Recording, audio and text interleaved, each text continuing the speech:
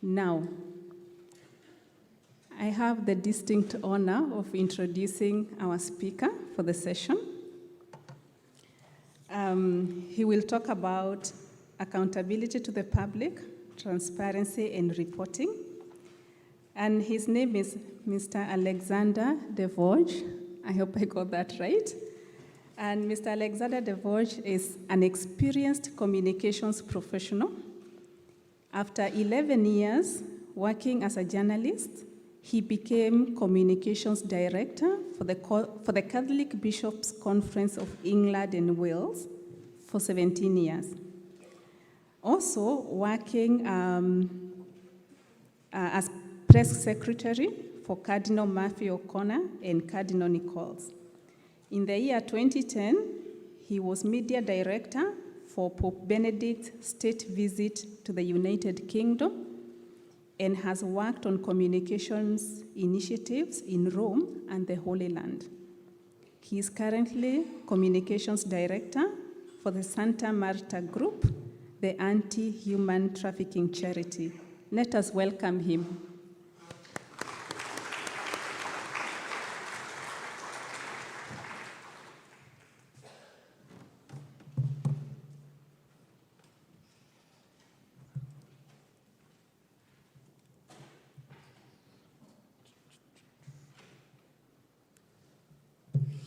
Thank you, Beatrice. Thank you, everybody. I don't need to introduce myself. You've heard. Thank you for the invitation to speak. And when I was asked to speak, I asked what the title was. And when I was told, I thought, public accountability. Well, that'll be a thrill a minute, won't it? Let's hope it's cool, and certainly not after lunch. As a good journalist, I thought I'd start with some research, and where better than ChatGPT? So, I asked ChatGPT, what is public accountability? And this is the answer. Public accountability refers to the responsibility and answerability of individuals, organizations, or institutions, typically in the public sector, to the public and the stakeholders they serve.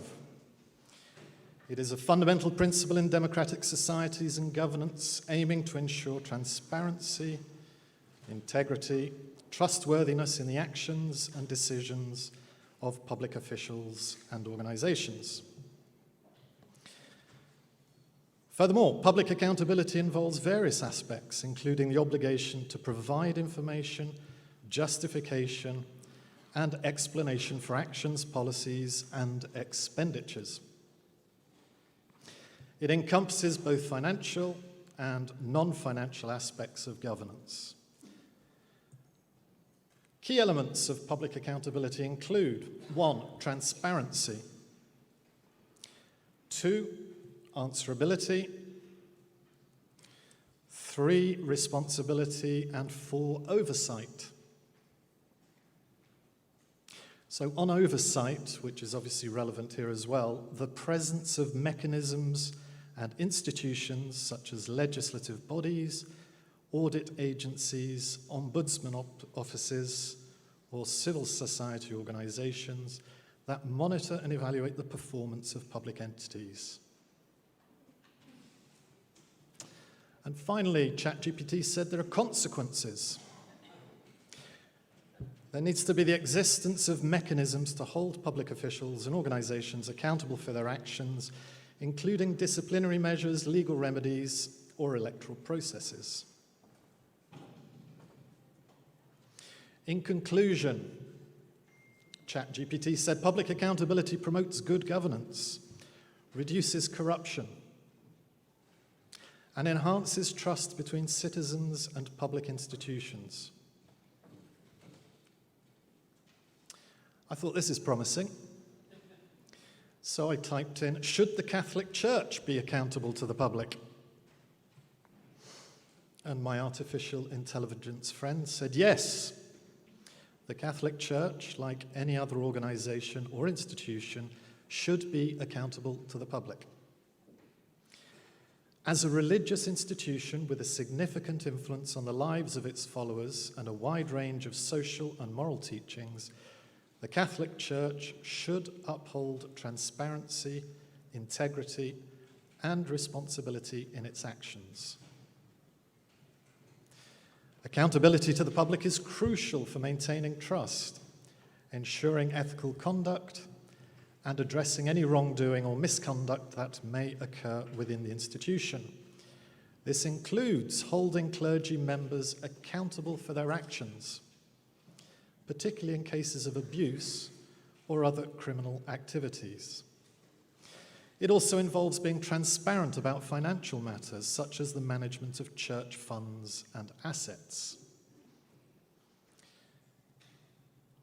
In recent years, remember, this is still ChatGPT, not me.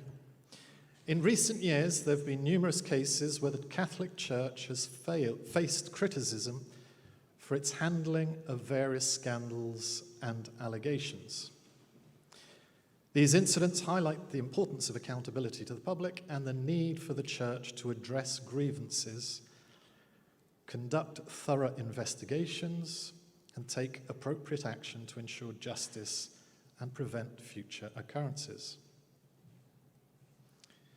It is worth noting that accountability to the public does not mean interference in religious doctrines or practices.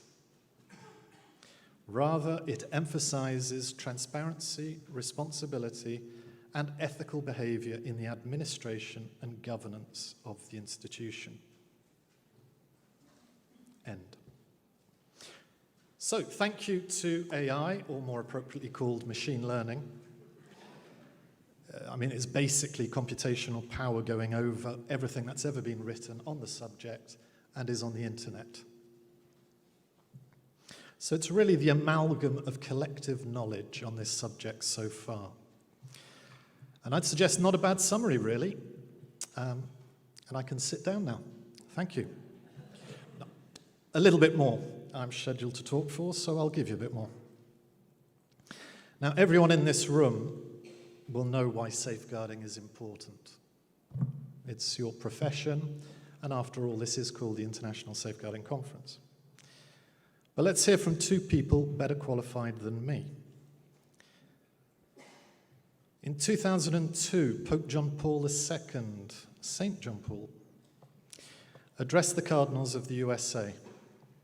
And in his address of 23rd April 2002, he said, this is John Paul II, "Like you, I too have been deeply grieved by the fact that priests and religious, whose vocation it is to help people live holy lives in the sight of God, have themselves caused such suffering and scandal to the young.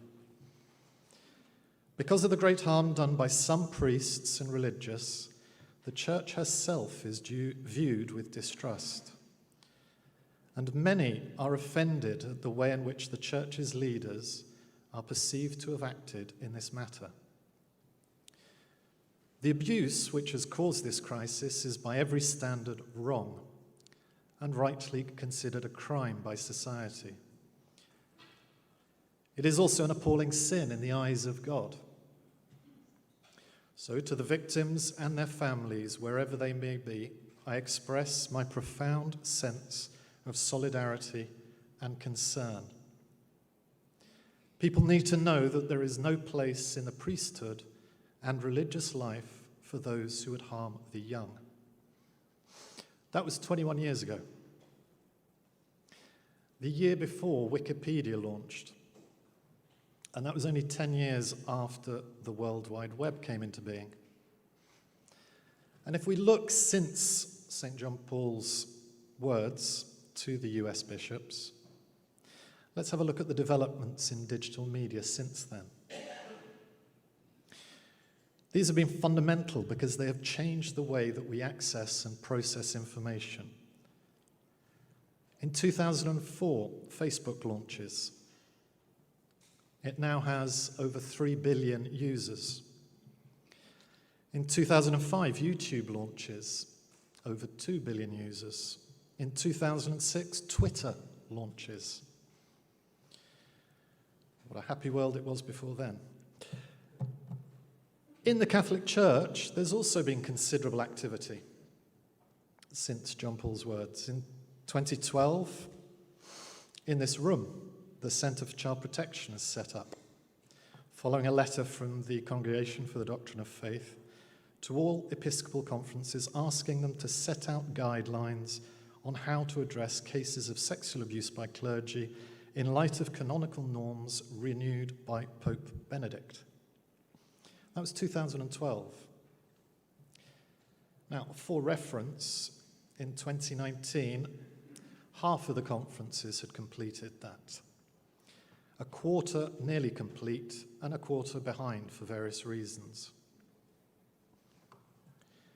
In 2014, Pope Francis establishes the Pontifical Commission for the Protection of Minors to advise the Vatican, or the Holy See, I should say, on the protection of minors and vulnerable adults from sexual abuse within the Catholic Church. In 2018, there was a conference here, Child Dignity in the Digital World, focusing on online abuse. And then in 2019, Pope Francis convened a summit in the Vatican, inviting all of the presidents of the bishops' conferences and religious superiors from the world. So there has been progress, clearly. But I just wanted to give some sort of context when we talk about the time. And then in 2019, nearly 2 decades after Pope John Paul had written to the bishops in America saying this was unacceptable, had to change, reassuring people that change would happen, Pope Francis wrote this letter.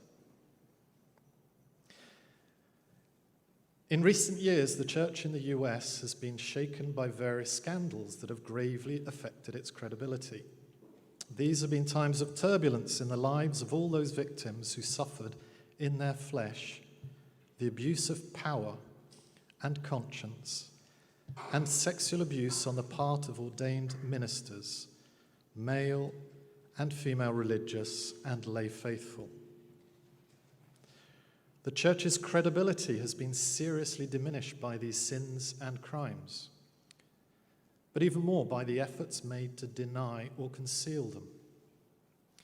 This has led to a growing sense of uncertainty, distrust, and vulnerability among the faithful.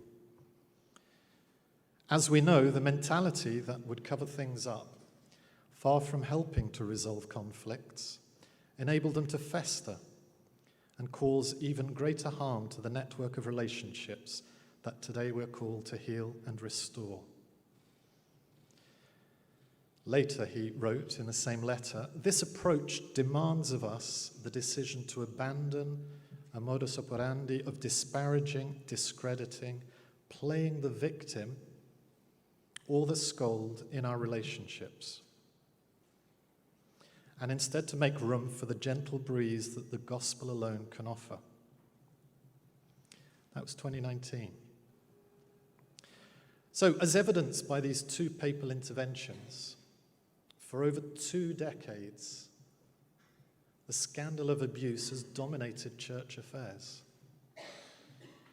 And this has happened just as there's been an explosion in the use of digital media and consequently a more involved public.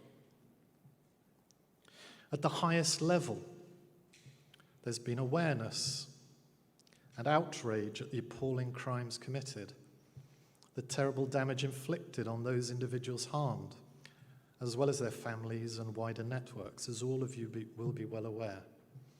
And often, an inadequate response from church leaders. This has led all of the news coverage on the church over the last 2 decades. I know it's been my job, and clearly it's had a detrimental effect on the church's credibility. Right. In preparation for the papal visit to the UK in 2010, the church in England and Wales commissioned research into public attitudes about the church. The results of the polling were unequivocal. The Catholic Church was clearly identified with child abuse. It was number 1 issue by a huge margin. Furthermore, the research showed that unless Pope Benedict addressed the issue of sexual abuse at the start of his visit, then all other messages in the visit would be ignored. That was the unequivocal finding from the research. Now, Pope Benedict did address the issue of abuse on the plane from Italy to the UK. He spoke about it on 5 different occasions during his visit, in homilies and speeches throughout his visit. He met with victims of abuse, and also, for the first time, he met with those working in safeguarding within the church. Now, all of this engagement was difficult, and some did not agree with this approach. But for the Pope's inspiring message of hope to be heard, it was necessary and ultimately led to what was seen as a successful visit. But this is a preamble to what I found the most fascinating part of the research. And that was that 8 out of 10 Catholics take their impression of the church from the mass media. That was the results of the research. Even though they hadn't come across abuse in their personal experiences of parish life, their view of the church was of an organisation rife with abuse and cover-up. Not personal experience, but what they'd been told by the media. Consequently, some no longer practiced, outraged. Others were suspicious or defensive at the criticism, you can't trust the media type thing. But most people just saw the institution unfavourably. So in this address, I want to focus on the media precisely because that is the lens through which the vast majority of people come to a view about the church. It's practiced locally, but what view of the Catholic Church generally? It's through the media, and it is precisely through the media that I would argue the church is held to public account. Now, at its best, the media plays a vital function in the health of a society, informing all, holding institutions to account, to the benefit of all. At its best. Now, for such a vast subject, I can only offer an impressionistic take. I can't go through every single media or everybody's experience. This is inevitably going to be impressionistic. But I hope it just provokes a little bit of further discussion. So, to reiterate, for this address, I'll define the terms as follows. Accountability refers to being responsible for one's actions and decisions and being answerable to others for the consequences of those actions and decisions. It does help to promote trust, and it is essential for building and maintaining effective and ethical systems and organizations. Now, the corollary is that lack of accountability erodes credibility and trust. And trust is essential. It's worth noting that if control plus trust is a constant, all organizations have to have a balance of control and trust. Take a factory. A factory is going to be more or less 100% control. You clock on, you clock off. That's your part of the production line. The church, and I'm thinking probably the medical profession, are closer to 100% trust. Few controls. Where there are few controls and trust is close to 100%, recruitment and ongoing formation is absolutely essential. Once somebody's recruited in place, an organization with 100% trust can do very little. But as trust diminishes, and clearly it has over the past 20 years, control has to come in. And this does beg the question in public accountability. Control by whom? What is your role in exercising this control? Now, the hierarchy are often held responsible. But what are the role of trustees? of the laity who turn a blind eye, of those who work in the church and who back down in the face of episcopal authority? What is our level of complicity?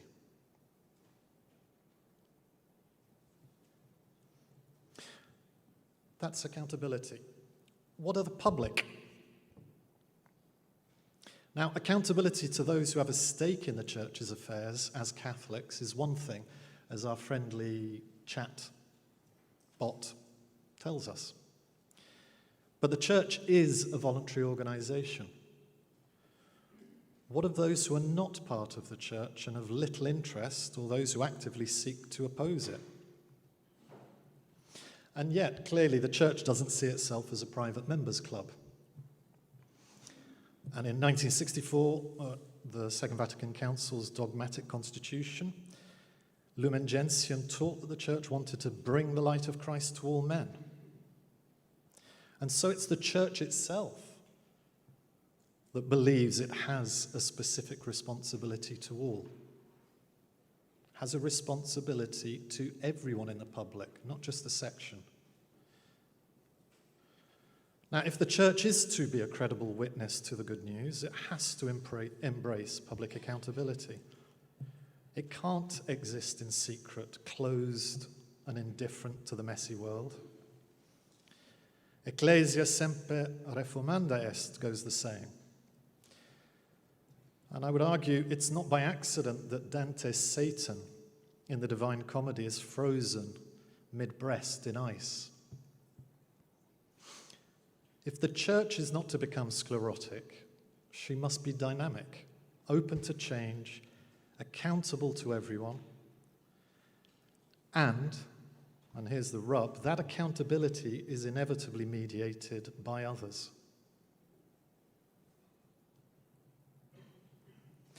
Now, clearly the public is not a homogeneous group, and I'm aware that what might be true for London is not the same as rural Myanmar. However, increasingly, as members of the public, we are active, demanding individual consumers rather than a collective mass of citizens. And consumer choice makes the consumer all powerful. You know, the old style was push, the new style is pull. As Umberto Eco would argue, the author has lost his power and the reader is now in control. Deference to institutions and those in power has collapsed. And the pronouncements of authority are no longer taken at face value.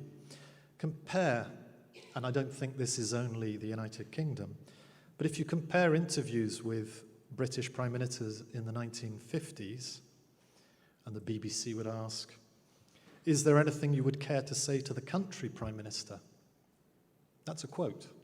Is there anything you would care to say to the country, Prime Minister? Compare that with more recent interviews with Boris Johnson, the former Prime Minister, where the BBC asked, "Are you a liar, Prime Minister?" The answer is yes. It was published yesterday. Other examples, according to a survey undertaken by the Journal of Community Health in 2021, only 58% of respondents in the United States intended to be vaccinated. Now, despite the esoteric health advice of President Trump and his enthusiasm for ingesting chlorine dioxide to combat COVID, the medical establishment was clear. Get vaccinated. And yet, the medical establishment wasn't believed by 40% of the population, even when their relatives started dying. 40%. There is no longer any implicit trust in authority. Institutions are regarded with suspicion, and the church is no exception. You know, Zygmunt Bauman introduced the idea of liquid modernity in 2000. You know, a liquid modern person flows through their life like a traveller. Nothing is permanent. We change jobs, we change houses, change spouses. even change values. Everything is transient and the roots are shallow. Now, this shift to the transient, where in the words of the US neocons Dick Cheney and Don Rumsfeld, we create our own reality, is encouraged and exacerbated by changes in the media. So, if the news media shapes public perception and is the primary means of holding institutions and organizations to account, what of the media terrain that is so influential?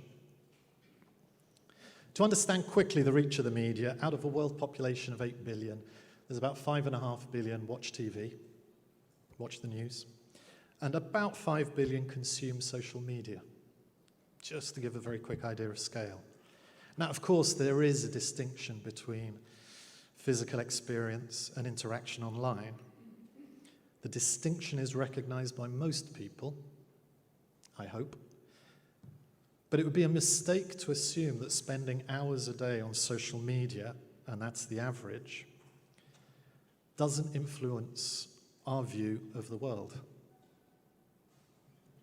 Now, there is inevitably a symbiotic relationship between the push of mass media journalism on TV, newspapers, radio, their digital equivalents, and the pull of social media and its consumer-generated feedback.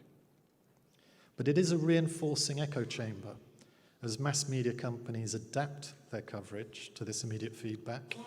They reinforce the prejudices of their audiences and give them more of what they want. And so truth takes a bit of a back seat.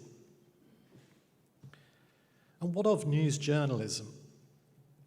I mean, journalism is essentially abbreviated storytelling. And as the word suggests, ideally that story should be new, or certainly unusual. The classic description, if you ever studied journalism, is dog bites man is not news. Man bites dog, that's news. Now, without being glib about it, it's a point worth remembering that when the church hits the headlines for scandalous crimes, it is a headline precisely because it's a man bites dog story. Some people yesterday were asking me, why can't there be better news about safeguarding in the church?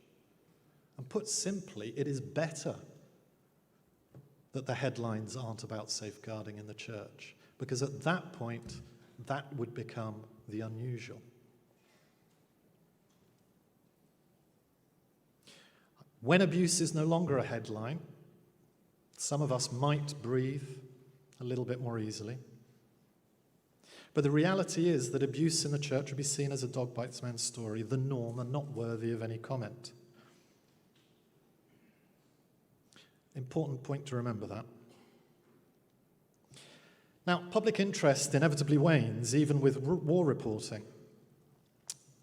You know, this combination of attention deficit among consumers and media saturation is quite dangerous for the church, because narratives, whether true or not, whether fair or not, quickly become set. And once the narrative is set, that becomes the semantic connection. Remember the focus group associations of the church with abuse I was talking about in 2010. So when we talk about the church being centuries old, when we talk about change is slow in the church because the wheels move slowly, be aware of that. The semantic connection is set very, very quickly. And nobody outside the church cares that things might take a long time. So, journalists, what they do is they take a complex reality, they simplify it into an easily understood story, and then they exaggerate that simple story to catch readers' or viewers' attention.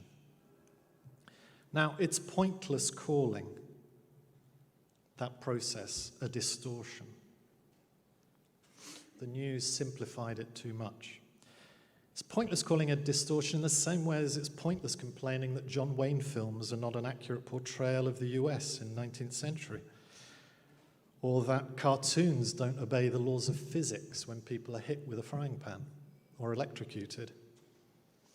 Telling simple stories is what the media does. And if there is no official response, an incomplete or inadequate response, then news journalism will fill in the gaps. Now, that journalists report in a truthful manner has traditionally been seen as a prerequisite. But truth is slippery, and increasingly the lines between opinion, fact, and entertainment are blurred.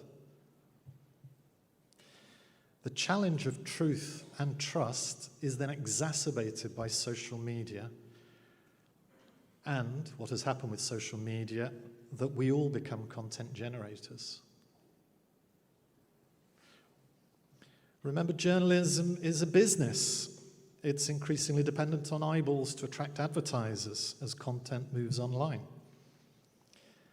And the fight for eyeballs is ferocious. It tends towards the extremes. So balanced nuance is a difficult sell in a time of limited attention. And as has become increasingly apparent in social media, anger is a powerful emotion. Anger sells. Outrage sells. Again, this encourages extremes.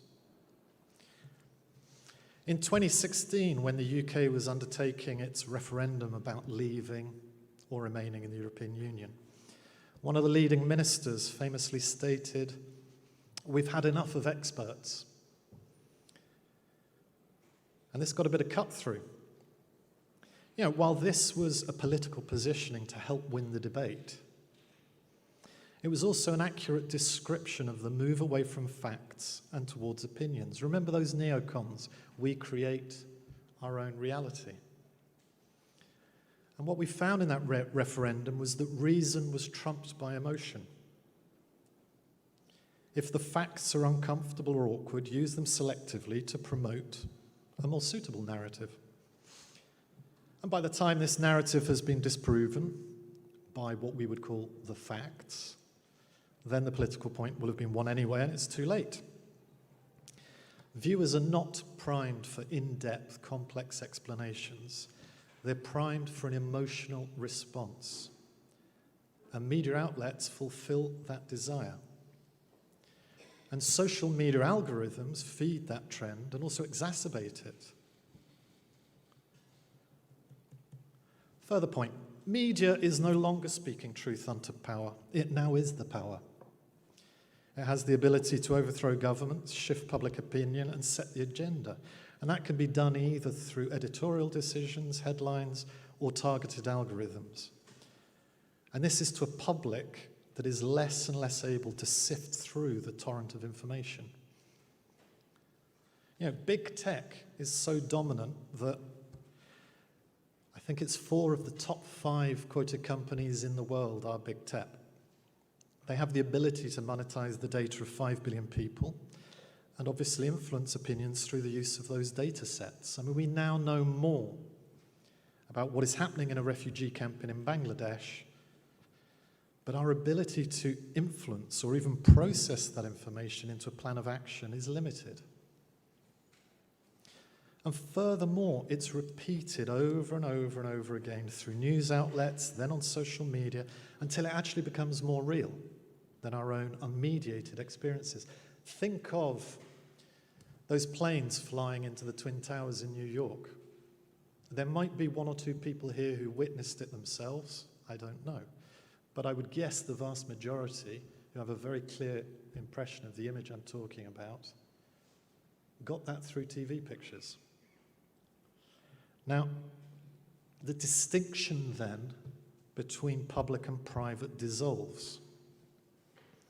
Emotions are manipulated to provide the dopamine hit that encourages further social media interaction. It's a clever business model, this, by the way.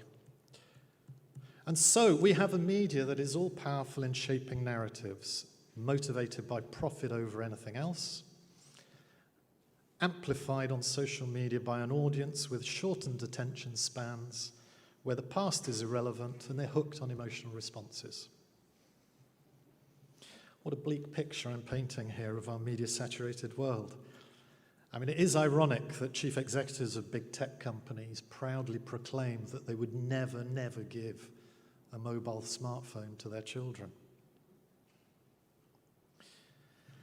And yet, despite that bleak picture, we are meaning-seeking creatures.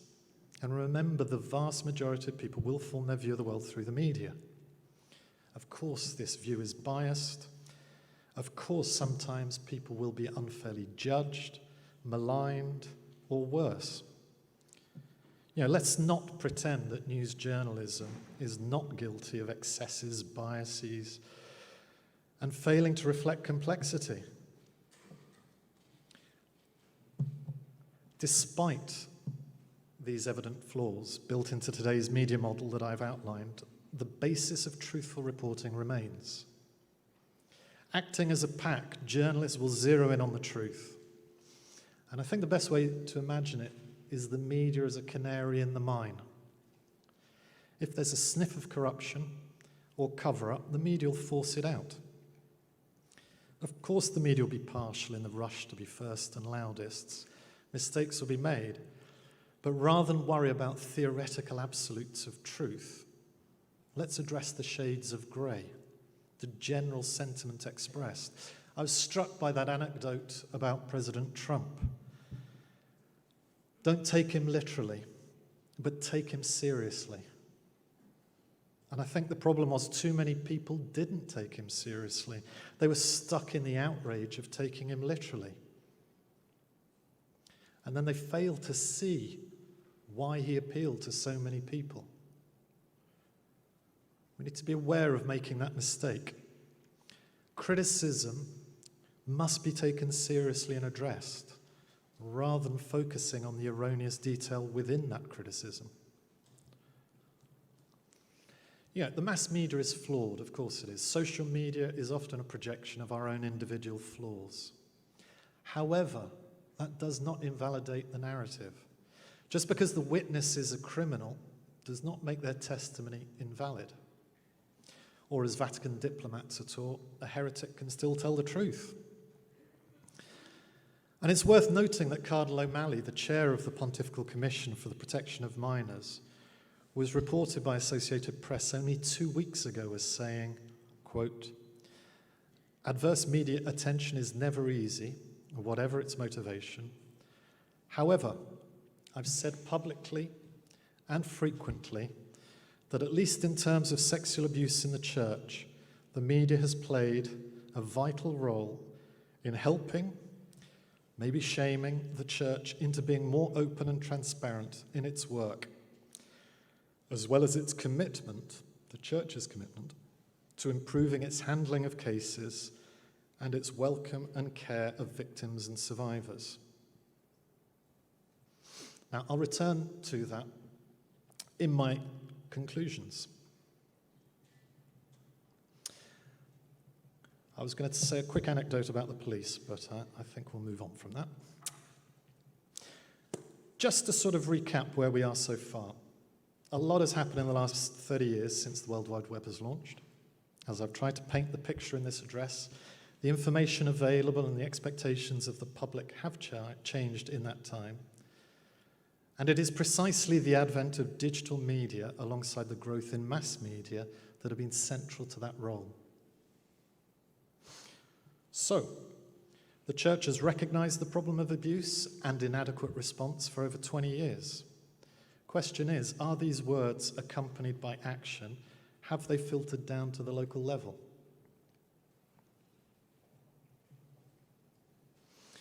There are examples of where it's being addressed and good practice is slowly spreading.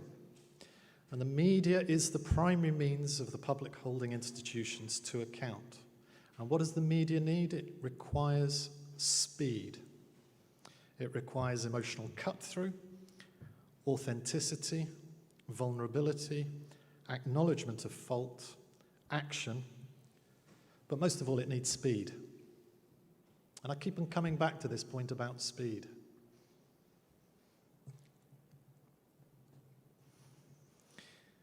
So, for conclusions, As Beatrice outlined earlier, there were a series of working groups that looked at the issue of public accountability. Now, while these working groups clearly limited sample, it's worth a brief comment on the views expressed. Accountability was seen as important not only as it is the right thing to do, but it was seen as a way of promoting responsibility among leaders. It was seen as a way of improving an organization's credibility and increasing trust, especially among victims. Now, while change is taking place, it's slow, and a combination of fear, shame, and a desire to maintain reputation and image of the church were preventing quicker change. I'm sure you will be able to point to other areas where quicker change is being prevented, but there's just a few areas the working groups identified. Now, often we hear, I just want to sort of try and nail this one quickly, the church moves slowly. Well, it does on a lot of things, but on some things it moves double quick. It's been around for centuries, we hear, but that's not a justification, is it? The church used to be in favour of slavery. Yeah, it used to hold vast territories. You know, the church in many countries sided with some pretty unsavoury dictators. The church used to put people to death for their beliefs. So this idea the church has been around for centuries, therefore, I don't think washes.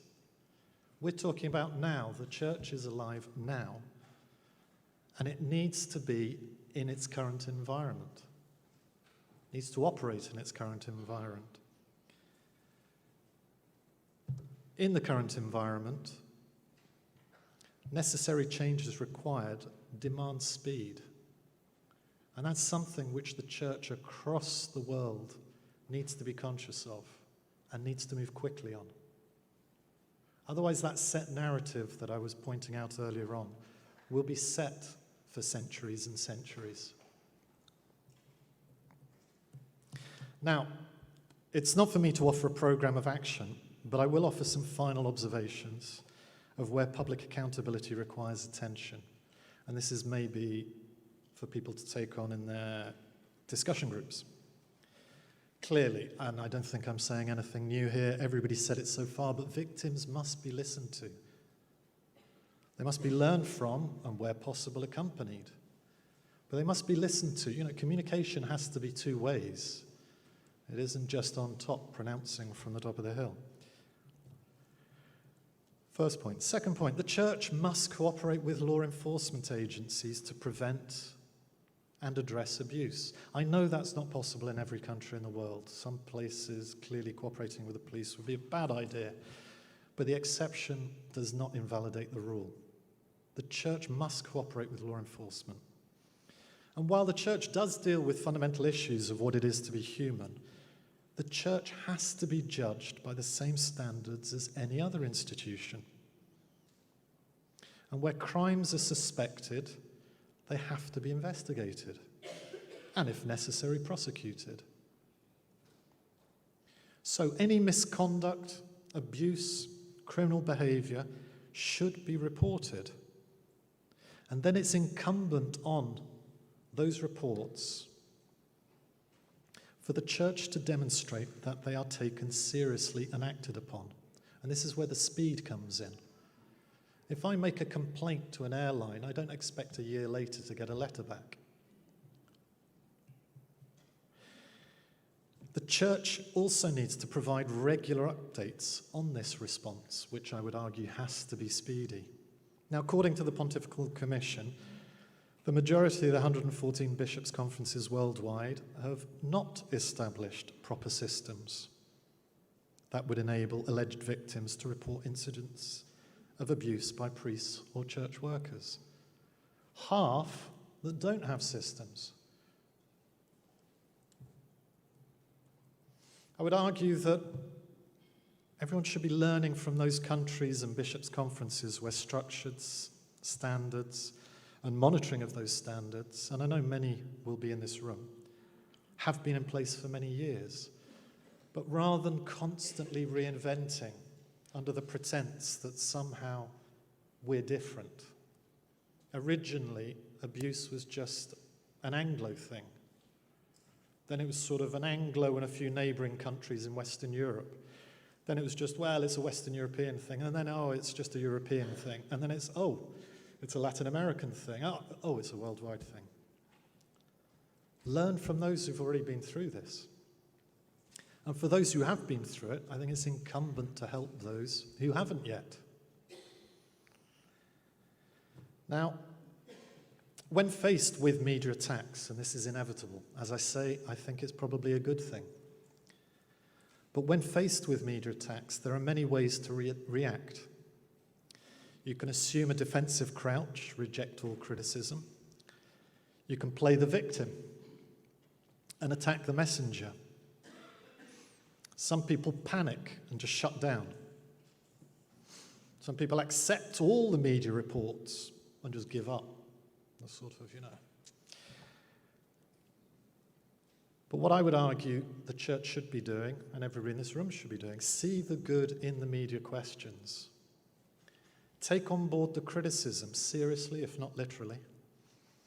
Answer all inquiries immediately. Investigate, acknowledge, reassure, come up with an action plan. Work with the media. Recognize the need to change. Now look, winning arguments is not the aim. The aim is to do the right thing no matter how painful or unpopular. Communicate clearly, accurately, and honestly. Assume good faith and admit when you don't know. Accept bad headlines. This should be the case. And there will be turbulence, as all of you know. Now, kicking the ball into the long grass with clever media strategies offers relief in the short term, but ultimately it leads to long-term pain. There are no clever media strategies on this. A quick point about being in a transitional phase with digital media as we move towards more sophisticated machine learning. These changes as we go through a transition are inevitably messy. Who knows where they'll lead? But the direction of travel is clear. Authority is no longer automatically respected. People expect to be kept in the loop. They demand a say. Regular monitoring and reporting is necessary, and it's important to provide public access to that information. And again, I would argue, do that through the media. Now, while authority may be diffused in the church, and we heard some of the issues this morning, but I would argue that internal organizational structures are of little interest to the public. I mean, who cares? The real issue is who is accountable. The hierarchy is often blamed, and often rightfully so. However, what are trustees doing? What of each of one of us? What are we doing? Credibility is directly proportional to the practice of accountability, and respect follows from this, not from status. I think clearly there's still some confusion about that. But if it's confused now, the direction of travel, as I said, is clear. And a final reflection, and then I'll stop.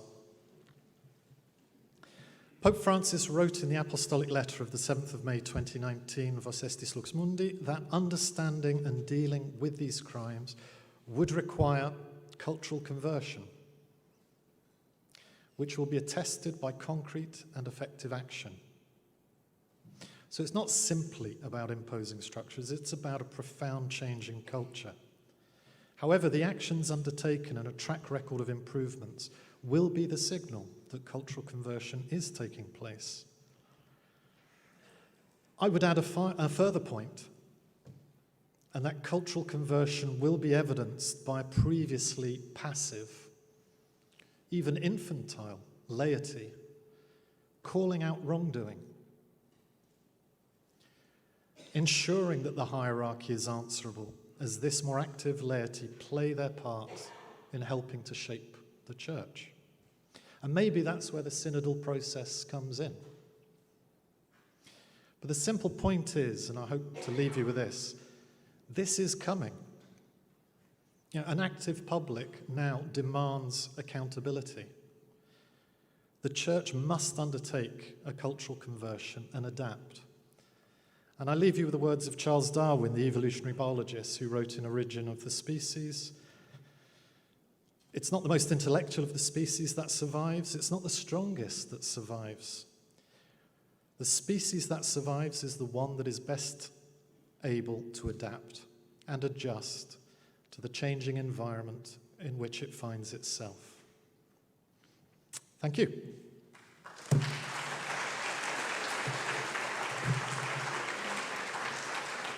Hi, sorry. Leanne again. I'm speaking in behalf of one of my group members from Group 5. And the question was, we're talking a lot about communication, but why was there no media coverage for this event?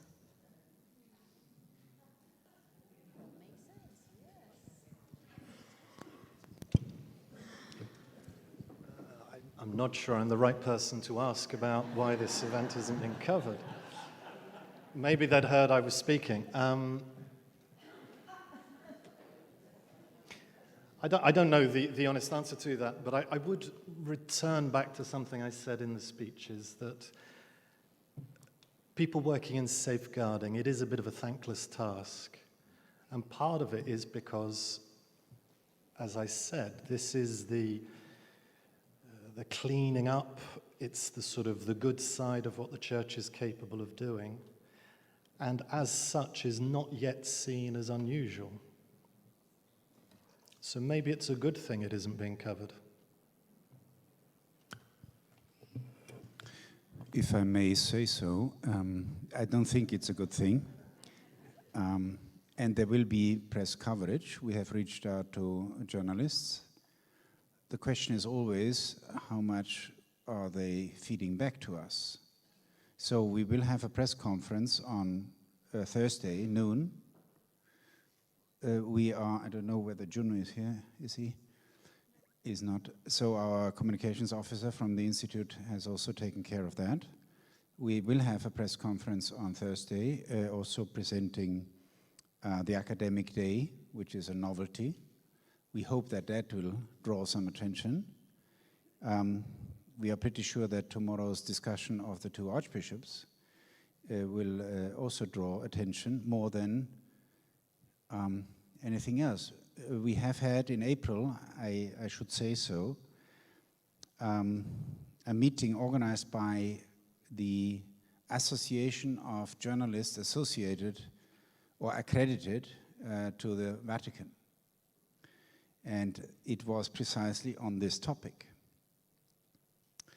And we brought up a number of questions. For example, why are you only interested as journalists in scandals?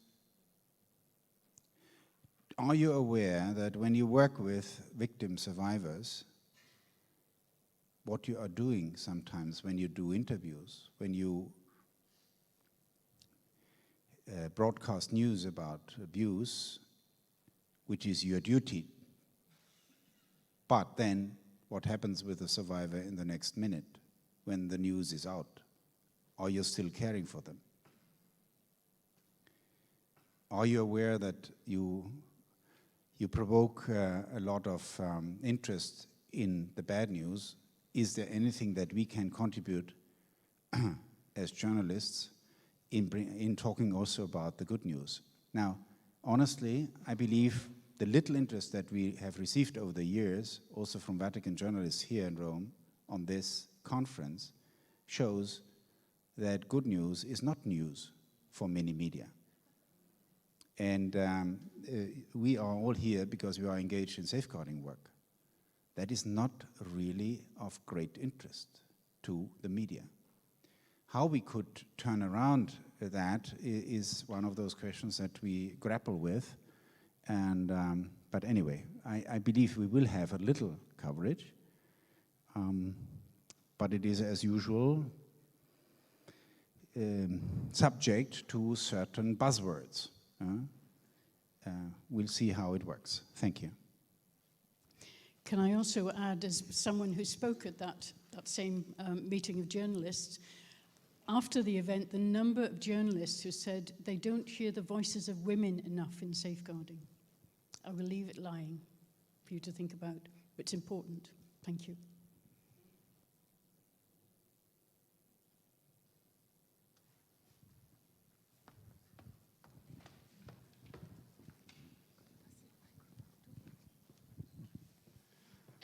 Hello, Will from the UK. So I just wanted to pick up on your point about not having clever media strategies and accepting criticism with openness and humility, which I think is a really important point. And I just wanted to challenge you to perhaps share with us more specifics of that, and perhaps some good examples of where this has been achieved in some of your work, but perhaps also some examples where, with hindsight, you would do it differently.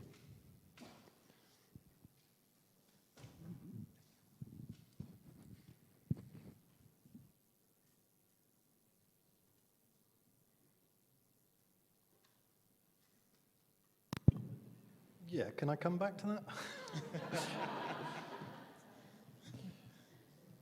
I'll think of it. Okay, good evening to everyone. I'm Wiseman from the Diocese of Manzini in Eswatini. I'm a priest, a student of the Institute. I just finished my first year. My question is, we are talking about accountability to the public. What I've noticed with the media people and social media is those people don't seem to be accountable to anyone. They say whatever they want, however they want. But I think, I'm not sure, you said you were working in media before. Is there any way of the media people being accountable for what they publish? Or it's open, free for all, whatever you want? If it's true, it's true. If it's not true, it's not true. Well, depending on the law of the individual country, I mean, the media is bound by that. So it's the same laws of, if I take, for instance, in the UK, on defamation, on libel, etc., etc., etc. So the media cannot publish whatever they want. There are a number of defenses of public interest, of how you obtain the information. I think the issue there is whether, when something is inaccurate, when something is unfair, is it in the individual's interest or the church's interest to contest that? And I would suggest it's not a good look for the church to contest what it sees as being unfair reporting. And this would fall under the general category of what I would describe of assuming the victim position, of it's not fair within the church, we're being attacked on this, that, and the other. It's not a good look given what has happened within the church. And I think part of the point I'm making within the address was, in a sense, we have to take that a little bit. It isn't fair, it's not always accurate, people are thrown under the bus. I think, as Father Hans says, sometimes the journalists will only focus on bad news, but this is the nature of the beast. Now, is it wise for the church to say, right, we're taking you to court? I think it's wiser maybe to say, well, okay, that's not accurate, and you just go back and say, this is the truth of the matter. Again, not everybody will report that. I'm not sure I'm answering you as you would want, but I think there is a little bit that we have to take it. And of course, the media is bound by the laws of the land. That goes without saying. I haven't heard of situations where the church takes the media to court. And I wouldn't recommend it.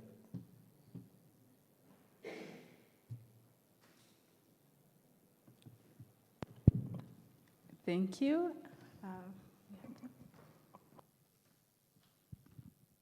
Thank you for an excellent presentation.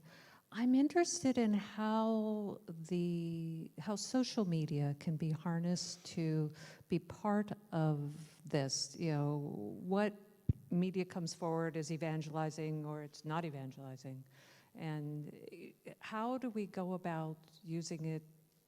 I guess safeguarding is the most obvious way, but the church doesn't seem to have figured out how to use it particularly well yet. And your thoughts would be welcome. I mean, clearly, social media, there's lots of different aspects of it.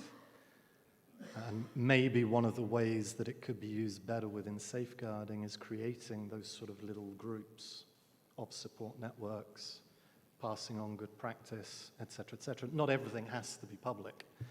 So I think, social media could have a lot of benefits for everybody working in this field.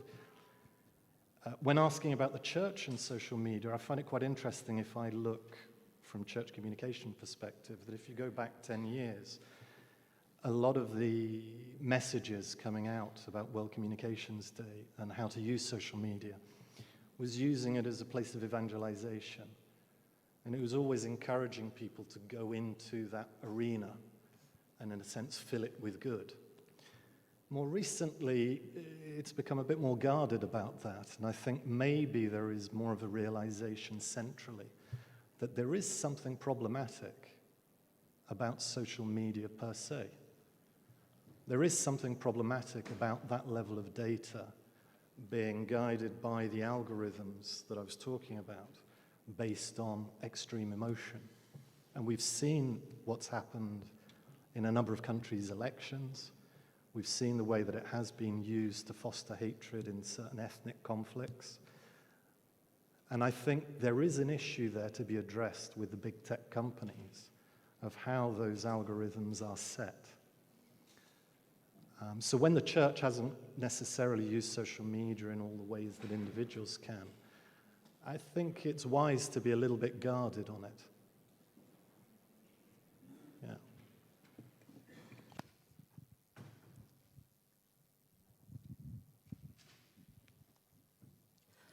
Thank you so much.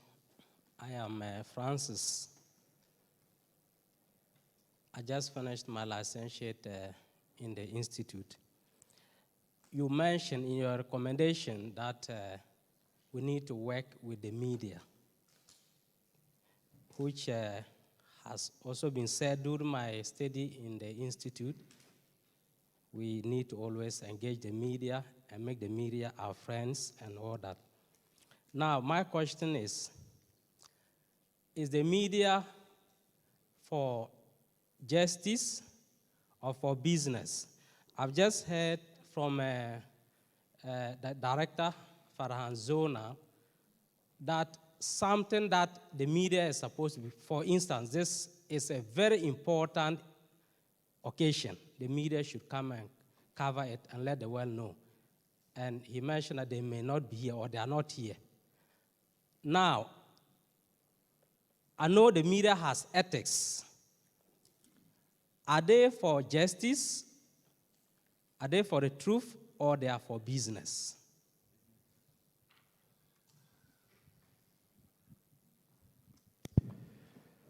I mean, I can't speak for every different part of, the media. There's different, if you imagine a pie, there's different slices, different approaches. Even if you look at some of the mass media companies, I mean, take in America, there is going to be a difference between public service broadcasting, CNN, and Fox News. And it'd be quite wrong to imagine they're all trying to do the same thing. I mean, it's an interesting question because I don't think any individual journalist goes into journalism with a view to stitching people up, with a view to making a lot of money. And if you want to make a lot of money, don't go into journalism. But I think once you actually start working for the big media companies, whether it be a newspaper, a TV station, whatever, or the big tech companies, inevitably these are businesses. Now, there are ethics and ethical approaches within journalism generally. They are bound by the law. But I think one of the points I'm trying to make quite strongly in this, in the address, was that ultimately these are businesses. And if you make more money by putting the boot into politicians, your interest is not the democratic deficit that accrues. In the end, if you say it's storytelling, the storytelling has to have an audience. Is the audience interested in what you are saying? And I think rather than trying to frame it as sort of truth, not truth, justice or business, is it interesting? Does it pass that test? And my contention is that, yes, it is interesting when the biggest faith on planet Earth, suddenly these scandalous issues, or the scandal of abuse comes out. That is of interest. I don't think, and this is where I'd probably part ways a little bit with what some people say, is I'm not sure it's necessarily the media's responsibility, having reported on that, then to put it right. Is it the media's responsibility for restorative justice to the victims of abuse? I think that's a misunderstanding of the category. That's a category error. I think the media is there to tell stories, and those stories need to be interesting to audience that the media makes money. That is its role. And just on another point, when you were talking earlier on about making friends with the media, I'm not sure again that that's quite right. The media is doing a particular job. The church is doing a different role. My point about it is that can overlap. And it's not immediately to say the media is hostile. We can't answer what the media wants. I think it's to try and understand better what they're trying to achieve and to say how can that marry with the church's goals. And when it goes wrong, to understand why it's going wrong and to accept that. But I think to be in a state of sort of permanent hostility is not the right approach. I'll put it like that.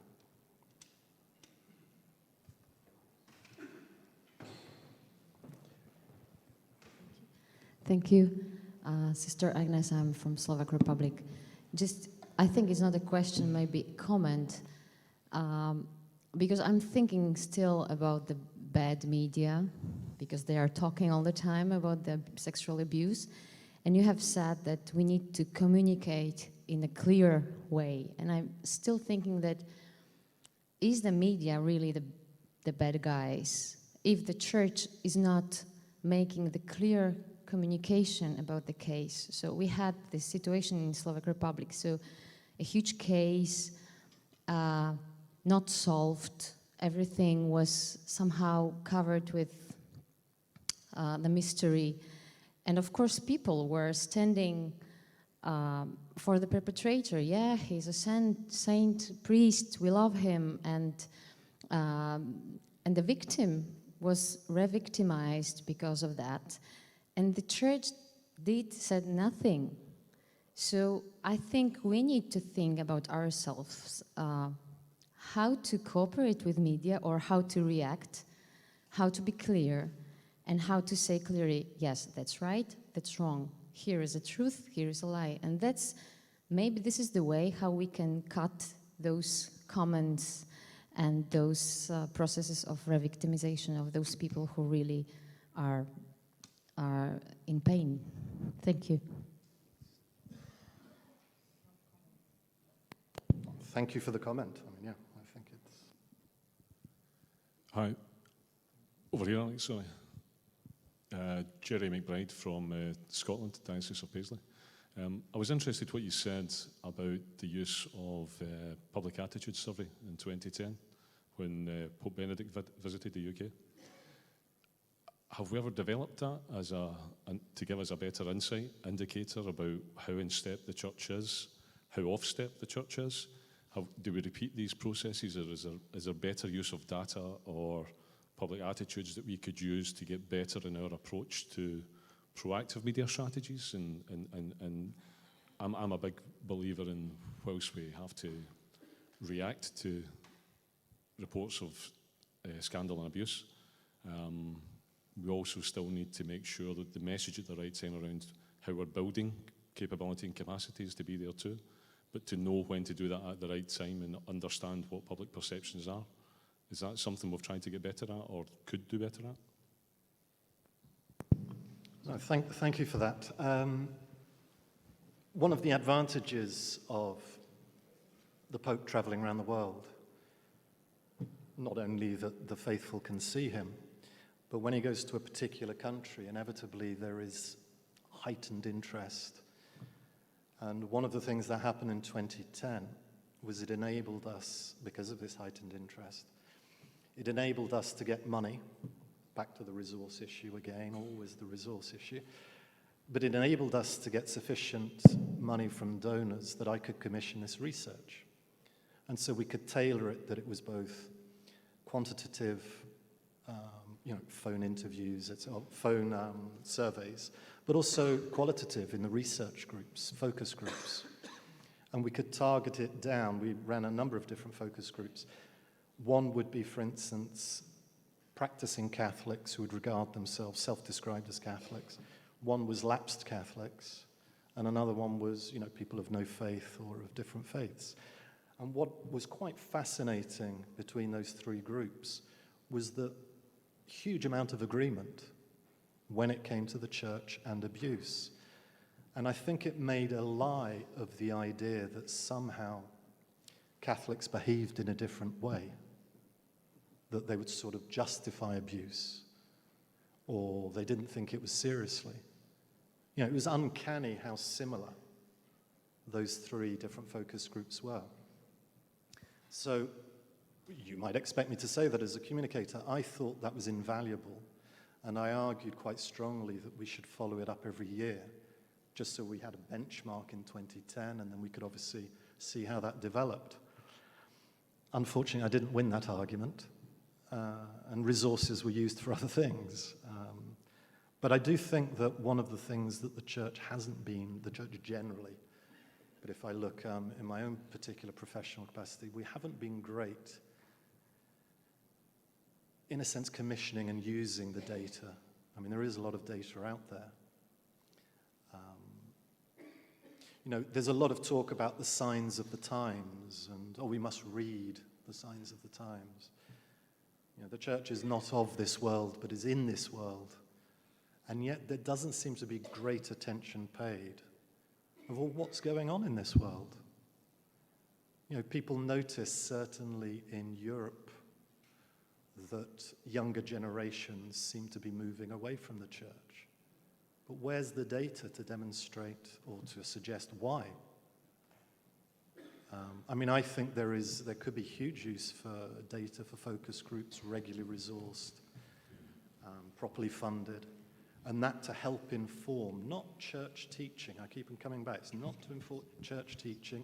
It's not to tell bishops what they ought to do, but to give them a realistic readout of this is the environment within which you are operating.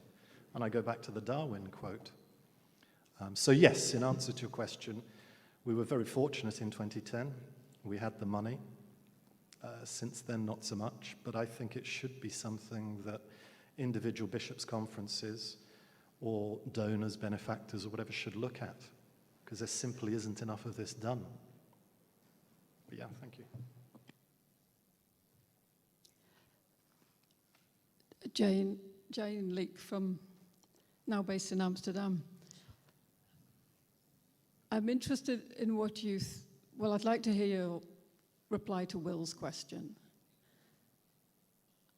And I'll frame it another way, because I feel, having advised two cardinals, Bishops' Conference for England and Wales, been through ICSA, and having made that final point about evolution and the survival of an organization that evolves. And I think we should talk about our regrets. I think that's one of the ways the church can be more habitually accountable is by talking naturally and easily about the things we could have done better. Looking at your advisory career, could you give an example of something you felt went really well and something you felt could have gone better? Absolutely, thank you for that. I was going to come back to Will's question with some thinking time. Thank you for that. I think if I look at something that went well, in addition to the example I've already given on the research and the focus groups prior to Pope Benedict coming to the UK, and there was quite a big internal debate as to how appropriate it was that abuse should be addressed so directly by a pope. And I think 2 years after that, in the launch of the centre here that Father Hans set up, I thought that the interest of the media was catered for. And I think the media was very interested because it was the first time there was something genuinely new. There were cardinals involved. You know, there was an admission that there was something to be addressed here. So I think we were fortunate insofar as it came together, the media interest and the church's interest. And I think that did go well because there was the capacity to cater for that. So there's an example of something that went well. If I look at what's gone not so well, I'll give a few different examples. I think the first one would be not quite understanding the religious and the diocesan gap. And I think that from a media perspective, and this is why I make the point that the church is the church, even though it's made up of all of these individual components, I think from an advisory, media advisory perspective, probably underestimated that particular aspect, that the way the media was looking at it is, this is church abuse, end of. We don't care if it's a religious order that happens to be based in Dublin and the jurisdiction is different to England and Wales. And I think what makes sense internally, when seen in the cold light of day of media reporting, just doesn't hang together. And I think that was a big wake-up call, certainly for me, and I think in our understanding of how religious orders and dioceses and safeguarders work together. I would still suggest that I'm not sure we've got it right yet. You know, there are inevitable problems of a lot of religious orders that would have set up in one country, that they'll have the superior or the provincial in another, and how that circle is squared on individual jurisdictions. And I think that's something which probably has gone wrong in the past. I think another example I would give would be at the end of ICSA, for sure, which is the independent inquiry into child sexual abuse. And I think there the underestimation, certainly in the approach that the church took, was that this was the opportunity, in a sense, for the media to go for the church. And I think that there was an assumption internally that after all of the things that have been put in place over the previous 20 years, not that that was the get-out-of-jail-free card, more that that would be taken into account, that there were mitigating factors, etc., etc. The fact that within the independent inquiry in ICSA, the abuse cases were up until 1999.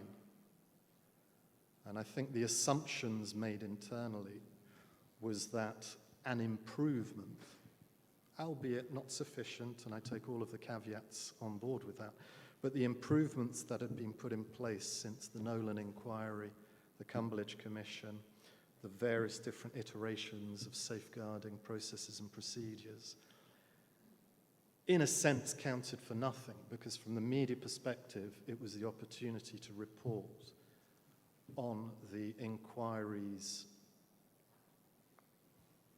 Well, the inquiry was about the cases of abuse up until 1999, for sure, and the reactions to it subsequently. And I think that was a misreading, probably, of what the media were looking for on that occasion. And then the final example, I think, where maybe we got it a bit wrong was in the summit here in 2019 that Pope Francis called for the presidents of the bishops' conferences. And I think possibly the mistake there was in trying to address the whole of the world, where clearly you had a number of presidents of bishops' conferences and religious superiors who were still on the first page of trying to get up to speed on abuse and the church's response. We're, in a sense, in the same space as cardinals, bishops, religious superiors who have been trying to deal with it for 20-odd years. And I think that slight imbalance maybe came through. So it wasn't really satisfying the more aggressive elements of the media that were demanding answers now, because it was just pitched in a more general way. And I don't think that was probably as well thought through as it could have been. I mean, I could go on if we're talking about mistakes and errors. We're here for the next few hours. But if I were to try and look at them overall, I think it was probably a little bit too much internal focus and a look at internal structures rather than, I suppose here we are in 2023 and I'm focusing on an address where actually, yeah, you can say the internal structures, the internal focus actually don't wash. You know, there needs to be a clear, unequivocal expression that A, it's wrong, to understand and to acknowledge the hurt, the damage, the distress. You know, to say that quite clearly this is a priority, and that goes back to the speed again. How do you evidence a priority? You do it quickly. And that there is a clear action plan. And that, in a sense, needs to be the consistent and constant response from the church. I'll leave it there, but I mean, we can come back to it if there was further interest in it.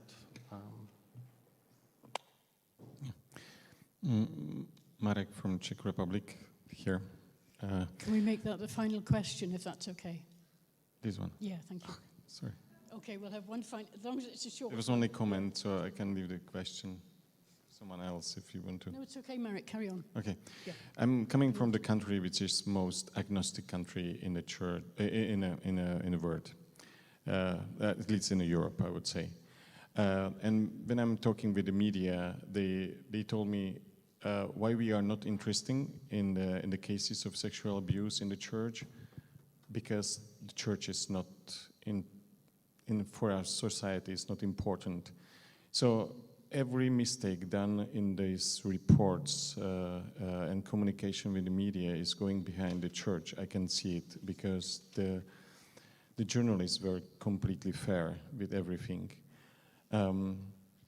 So in this place, I would like to thank the media in this sense in my country. Even if they are not Catholic, they are very trauma-informed, I would say, to communicate with the victims. The other thing is it upon the media to decide what is the important to report about, or it's upon us as a church? And I'm just thinking, you know, there were some people saying this is important conference, and how we can recognize that it's important. It's important for us, or it's really important for the church leaders. Are they present here or not? I'm just thinking, you know, the red hats usually attract the photographs. There's no one, I guess. It just, I don't know. It's my question. Like, for who this conference is important? For me, for sure. There's no bishop from my country, and I am not representative of the country. I'm just coming because it's me.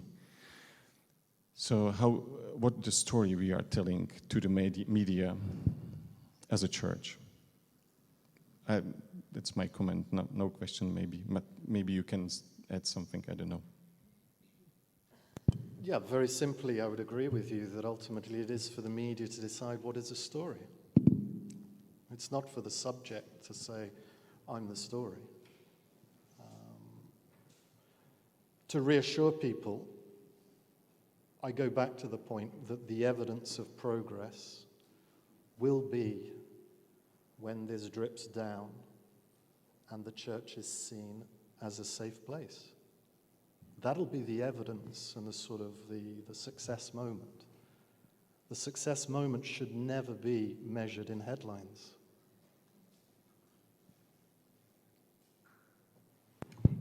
I think we take the last one, and just a clarification, we actually have bishops, a few of them here, so I think we'll meet them tomorrow. Alexander, we had a very lively discussion in our work group about your marvelous presentation.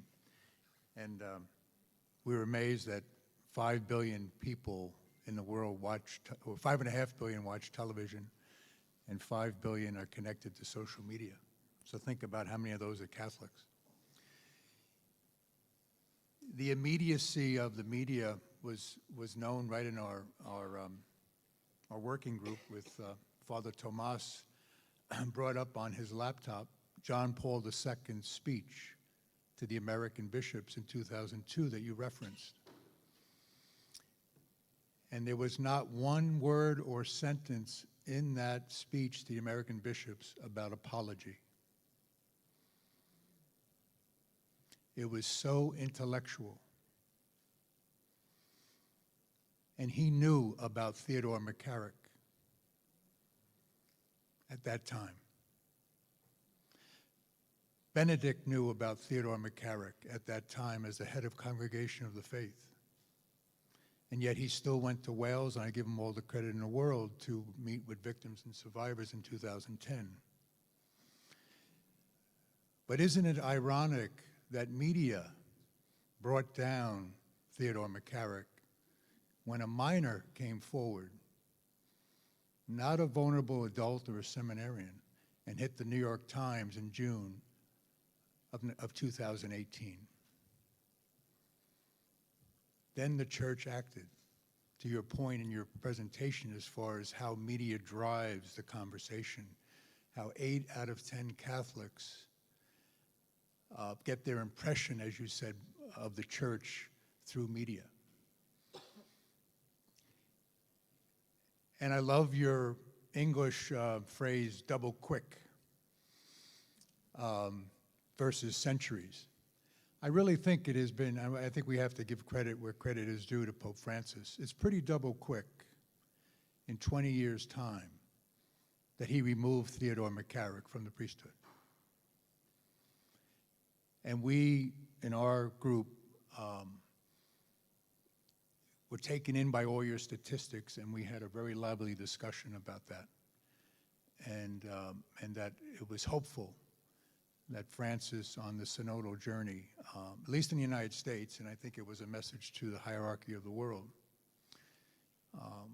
that was a very, very significant, bold move that he made. So I just wanted to comment on that, and thank you for bringing that to our attention. Thank you very much. And at this point, I think we've come to the end of the day.